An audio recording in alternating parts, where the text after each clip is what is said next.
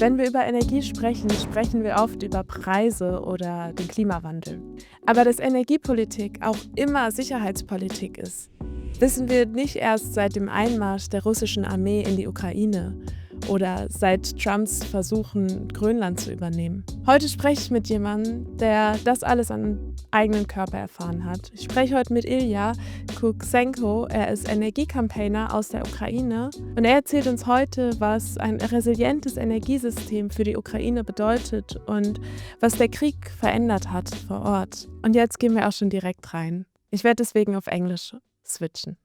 Ilya, thanks for your time today. When we talk about power outages in Germany, we usually mean 20 minutes of inconvenience.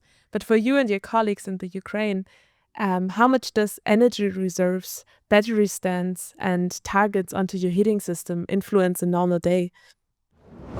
It influences pretty much everything in daily life. Many people don't have good sources of reserve energy during these issues. Those that do, these reserves, cannot last for over, 24 hours uninterrupted. It gets to a point where even supermarkets have to take long breaks during the day and close early because simply their generators cannot keep running and functioning all the time nonstop. So it influences daily life, especially currently not knowing when you will have electricity and when you won't. It used to be where this would be planned ahead of time. Everyone would get a schedule to see and prepare. Now that's impossible. So they're trying to roll that back, but it's becoming increasingly more and more difficult. Sometimes your address, your street will not have electricity. The neighboring street will, and then you do not know when they will have it off and when you will have it on. It's really difficult in normal day life. And how has this changed the way people live together? Are neighbors sharing their power, or how are you finding your ways around that? Yeah. A lot of people are getting together, whether if they live in apartment buildings, to come up with solutions how they can together, power their homes and somehow bring heating. People also, have to resort to just going outside and grilling together with their neighbors because there's no electricity, can't prepare food normally. So they go outside, they start the grill, and, they start having fun with neighbors, hanging out, listening to music while eating some food from the grill because that's really the only way to prepare food for some people. And there's a lot of sharing in the community going on. There are, in cases where neighbors with backup energy reserves with batteries, they take extension cords and they bring it out for others to charge their phones. People, if they, need somewhere warm to be, somewhere to charge their phones or laptops, they can go to grocery stores and charge it there. So it's a lot of the community right now is growing because people are helping each other out. It's nice to hear this little spark of hope and resilience that is growing because of the community. How does it influence your work? You're working as an energy campaigner for Greenpeace, and I myself am an energy campaigner. For me, I work a lot at the laptop or Zoom a lot and call a lot of people. How is that possible if you don't know if you have electricity or not? How are you scheduling things? How does your normal day life looks? It's extremely difficult scheduling meetings simply because for me, even if there's backup energy, if there's a battery at home, even the network providers themselves are struggling. So no matter what, even if you equip your house and you're ready for it and you have internet even during a power outage, some networks are not able to function properly. You might not have the best internet connection. Mobile service, because so many people do not have access to the internet, have to switch to mobile data. during this time. And that takes a toll. And then mobile data, starts working very slowly or fails completely uh, due to the increase in demand. It's really difficult to schedule, and it's really difficult even just on a personal level, having to check every 30 minutes if the electricity is back on. Your mind is kind of torn between different things. It's taking a big toll on you, not knowing whether you're going to have electricity in the next hour or even in the next 30 hours. Especially couple that with, minus 20-degree weather outside, and heating being an issue for so many people right now.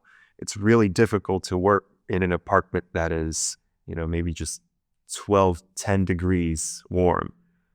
It's quite difficult, having your brain functioning normally with all of this stress. Add to this sleepless nights from the constant drone and missile attacks. Everything together makes life just incredibly difficult. And yet people need to function. People need to work. People need to live life. So there's kind of this paradox going on of it's extremely difficult, but people are pushing through. Oh, yeah, that's hard to imagine and really impressive to hear. Thanks for sharing. Um, I was wondering, when we as Germany, or like people from Germany, think of how to support the Ukraine, we often think of defense and we think of ground and air defense systems. But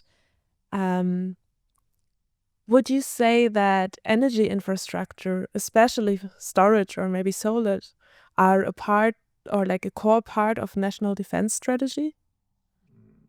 It's definitely an integral part. As we've seen, Russian attacks are happening on everything, including, especially right now during the cold months, on energy infrastructure, energy that supplies, the civilian population. The civilian population is affected.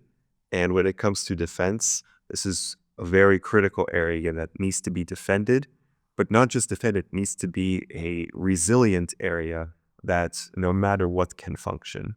So we see now that it's very vital to have, solar panel systems, but not just regular solar panel systems, but also those that are equipped with battery systems. So they're hybrid. So even during these power outages, they function and they generate electricity, and you're able to use electricity that's stored in the batteries. That's something that, we've unfortunately had to learn the hard way, that this is an integral part being resilient, especially within your communities, not having to, not relying on the central grid, but being able to, know that your community is resilient because your community is putting up these solar panel systems, battery systems, heat pump systems. It's very important for people, also because if they don't have access to that themselves, they can then use these sites, for example, clinics that are supplied with this, to charge their phones, to warm up, to have some tea. They're able to have these places, points of invincibility in their communities that always function no matter what. So you advocate a lot for decentralization, I think. Can you explain to the listeners why a network of thousands small batteries, for example, is way more frustrating for an aggressor than the single large power plants that we, for example, rely a lot on in the EU? It's simply impossible to target all the individual small systems that are present. If you have your home powered by a battery system that's, located somewhere in the building, it's impossible for an aggressor to target these sites. That's why they're right now targeting the big critical energy infrastructure that is so heavily centralized, because they know that if they do this, so many people, such a big population is going to be affected directly by this.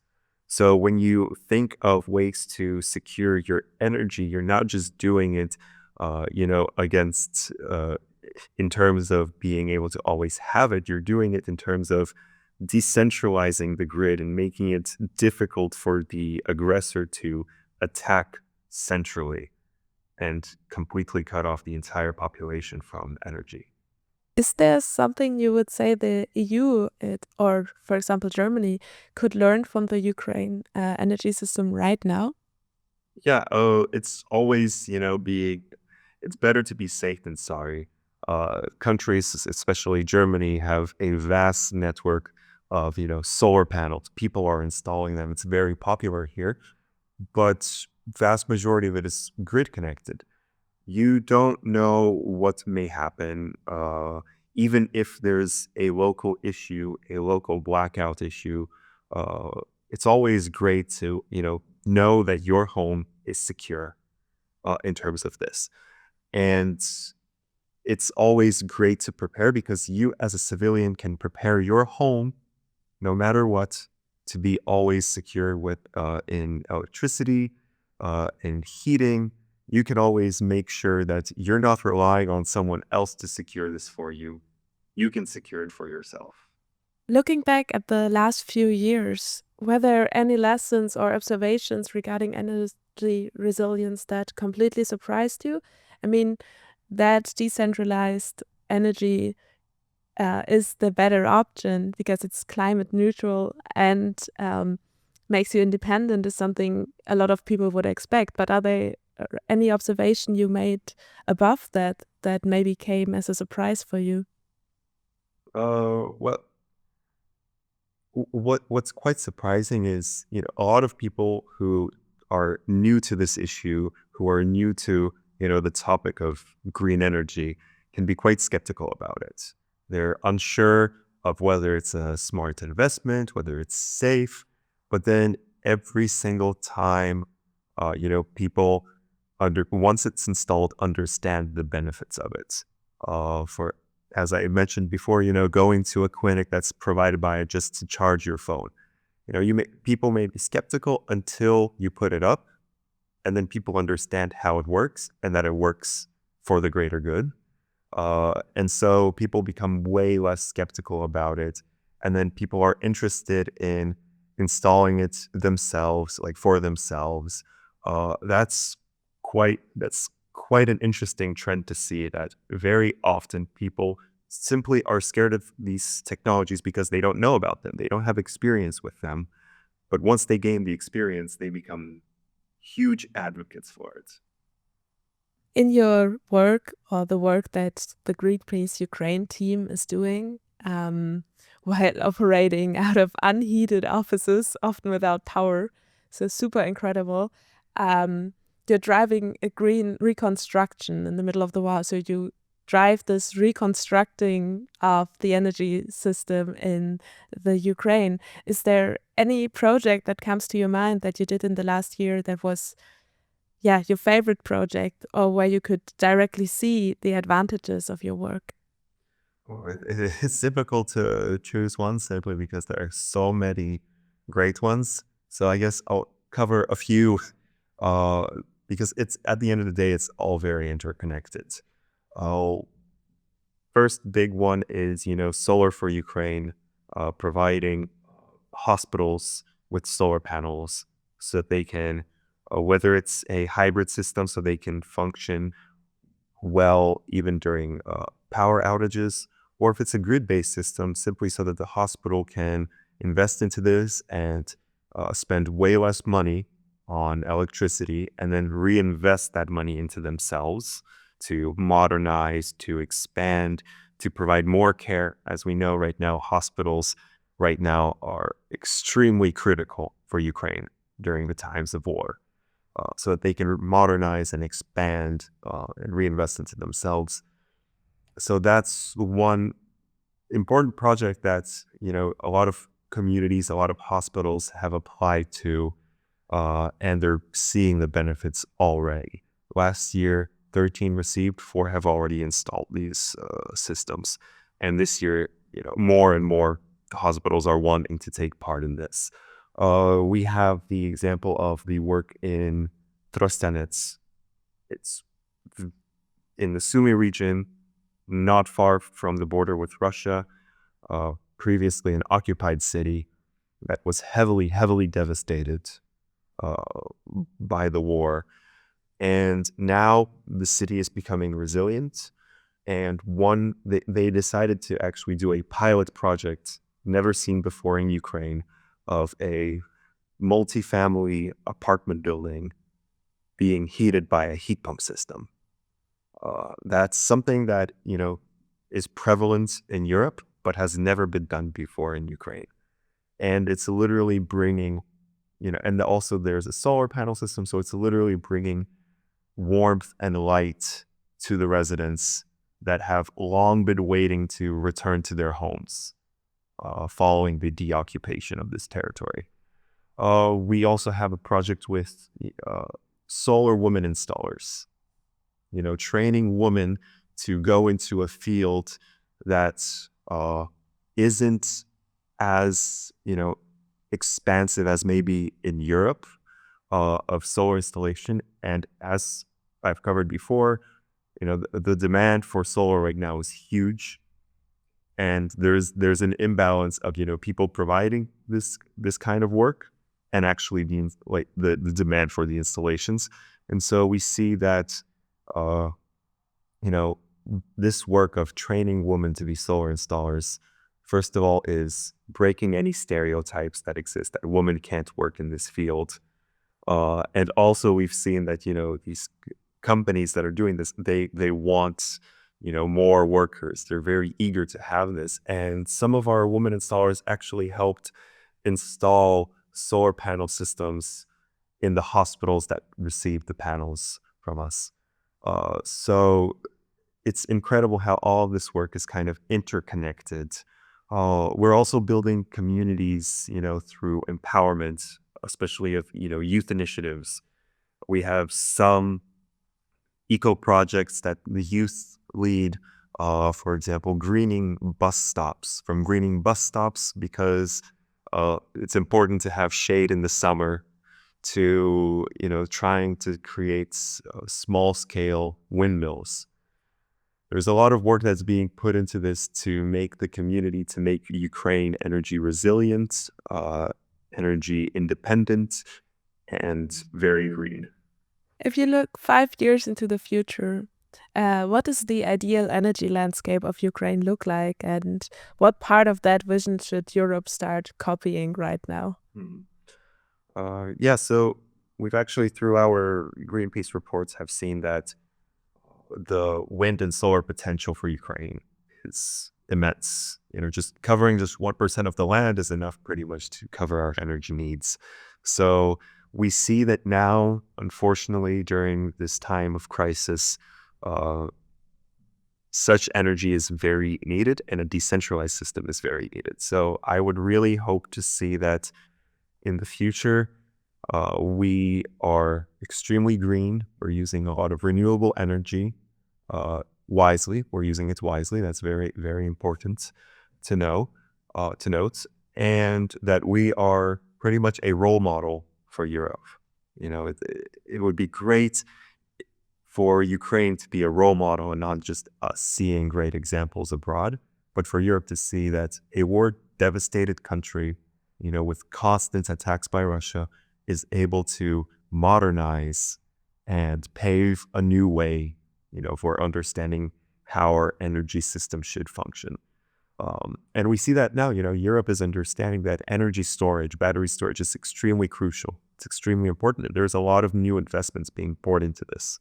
And so I hope to see that Europe also takes on this path of, decentralization, investing into storage, because they see that it's very critical, and they take us as an example of it being done. Thanks a lot. I think that is a really nice picture, seeing the Ukraine as a front runner for the renewable energy transition that we have to make. Thanks for that share of hope and that willpower and resistance. And I think we can all learn from your work. And it's just really, really impressive how strong you and your team are. So thanks for that. Thank you.